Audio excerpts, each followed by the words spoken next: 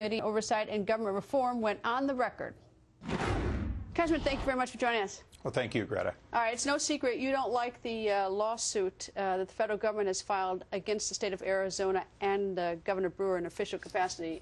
Why? Because it's frivolous. There are a series of federal programs designed for states to help thwart illegal immigration. E-Verify is obviously one for employers. And then since before I came to Congress 10 years ago, we've had a program for arrested individuals to be checked before they're released. And if they're suspected of being unlawfully in the country, the ICE is supposed to come pick them up. All that Arizona is really doing is making these programs standard so they are effective, and now they're suddenly getting pushback. If anything, they've done a better job by having specific protections, including if you have any form of verified identification, a passport, an Arizona driver's license, another state driver's license, as long as they check for whether you're lawfully in the country at the time they issue it, all of those on their face get you dismissed immediately. Well, here's the flip side of this, about this lawsuit, is that it's going to be swift. It's not going to take any evidence, it's not going to take witnesses, it's just going to be before a judge, and a judge will make a determination whether or not the statute does violate the supremacy clause or of the Constitution or not. So it's not going to be a complicated process, and it should at least put that issue to rest, at least to the next fight. If you believe that the judge says it's not violating the Constitution, that's the end of it, then you didn't practice law, and I know you did. I did practice law, but it then goes up to the Ninth Circuit, but that's going to be 6 months, 8 months, a year down the road, and it becomes so much... If the administration loses, they will ask for an expedited, immediate hearing. This is going to be pushed until the administration wins or loses at the Supreme Court, and they're counting on the supremacy clause, which is never intended to stop states from being part of helping the federal government in doing the same things. There is no question in my mind the losing party is going to go to the Ninth Circuit. I don't disagree with you that, but it certainly sends a message. If the United States, the federal government, loses at this level, that is going to send a very blunt message to people who are critical, at least until the appeal is heard.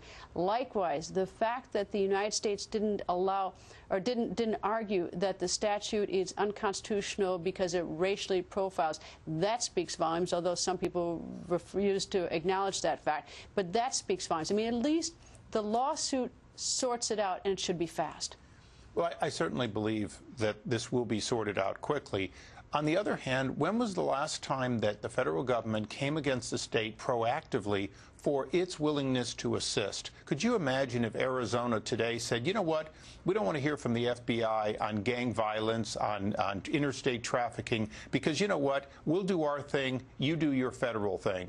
There would be outrage if a state didn't participate. Congressman, I think it's outrageous that the word illegal doesn't mean what it says. It says, I mean, illegal does mean illegal. And, you know, I'm not sure why it only means it's okay for some and not others. Every time you get picked up for shoplifting, that's illegal. We prosecute you, make it probation, but it's illegal. The problem is that the federal government really has not pursued, you know, people who are here illegally and come up with a resolution, whether it be arrest them and throw them out, or some program to get them integrated within our system, pass to citizenship, or whatever. The federal government has failed. You're exactly right. And I think the point that you're getting to is the reason for the suit. The federal government wants to use enforcement as a chip, as a part of the bargaining to get comprehensive immigration reform, which in their case includes a pathway towards citizenship. In the case of Republicans, we tend to call it amnesty. But the fact is, they lose this bargaining tool if, in fact, states can individually say, no, just do your job. We don't want to hear about anything else except do your job. What do you want President Obama to do? I want President Obama to realize that the American people do not want amnesty. They're perfectly willing to support a viable guest worker program, but that's a guest worker program. But that's after the securing of the borders. So your thought isn't first to secure the borders? You don't want that done immediately? I believe that a combination of E-Verify and a reasonable amount of slots to take care of filling the slots where people are being sent out of the country is a simultaneous event. I think they've always been a simultaneous event. The problem is one side says enforce first, the other side says, you know what, give us amnesty and then we'll keep it from happening again. Both sides have to be willing to give. You can't have 6, 7 million workers disappear at once. At the same time, you've got to have a program where people understand they're not going to get to stay here forever just because they came here illegally. What's wrong with enforcing the borders first? And then once that has been done, as there's been success in California, also in the Yuma sector, it's been successful. Why not secure the borders and then make a strong commitment to sit down and figure out what we're going to do with the other people who are here? Greta, I'm absolutely for securing the borders, but let's understand that as a border congressman, the border is not the problem. I have checkpoints. It's one problem. It is. I mean, people overstaying their visas is another problem. But we've got to start someplace in trying to resolve this problem. And so far, we're not getting any place because the two sides lock horns. The border is important.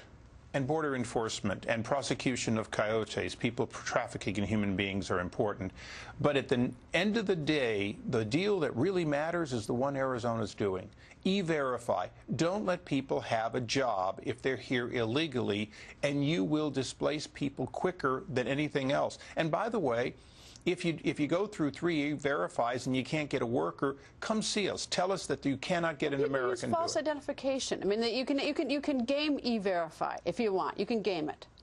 But you can never. You know, the Maginot Line failed the French because you can't just protect a border. You have to have staggered defense. The staggered defense has to be at the employment site. It makes all the difference in the world. It is the best way to reduce that 12 million down to 6 million overnight. All right. I don't have any, I sort of think we do need a comprehensive solution as well, but I sort of sense that you're opposed to like an immediate securing the border. Are you? No, not at all. Okay. Greta, I have voted for the fence. I have voted for and worked for it. I also was the loudest voice getting Carol Lam fired for not prosecuting coyotes who were enabling people to circumvent our border patrol capability. All of that is critical, but we'll never have secure borders unless we also have interior enforcement, something Arizona is trying to assist the federal government in doing, and the Obama administration is trying to stop them from the only secondary protection that's ever going to make our jobs and our homes really safe. Quick question, Michael Steele. You said he's not your leader. Well, I'm elected by the people of my district, and I was chosen by my fellow members to head a committee. So my leadership is John Boehner, Eric Cantor, and so on.